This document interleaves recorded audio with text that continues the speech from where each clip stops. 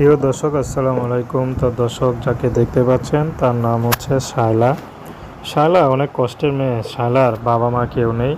শায়লা থাকে তার খালার কাছে। তো বর্তমানে শায়লা একটি শাড়ির দোকানে কাজ করে। সেখানে বিভিন্ন শাড়ি যদি ছিঁড়া থাকে তো সেগুলো রিফু করে। তো এসব করে যা পায় তা দিয়ে কোনো মতে চলে। তো বর্তমানে শায়লা চাচ্ছে বিয়ে শাদী করবে।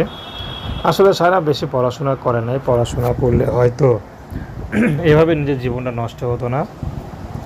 তো শায়লাকে জিজ্ঞেস করা হলো। শায়লা বলেছিল যে পড়াশোনার খুব ইচ্ছা ছিল, কিন্তু যেখানে বাবা মা নাই সেখানে কিভাবে কি করবে। তো শায়লা বর্তমানে যাচ্ছে ভালো একটা মানুষ, যে মানুষটি সুখে দুঃখে তার পাশে থাকবে, তাকে কখনো ছেড়ে যাবে না। সে বিবাহিত আর বয়স্ক যেমনই হোক না কেন, কোনো সমস্যা নেই। তো দর্শক, এই ছিল শায়লার জীবনের সংক্ষিপ্ত জীবন কাহিনী।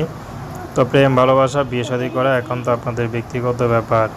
আসুন আমরা 5 ওয়াক্ত নামাজ পড়ি, সর্বদা দেশের সেবা করি। আসসালামু আলাইকুম রহমতুল্লাহি ওয়া বারাকাতুহু।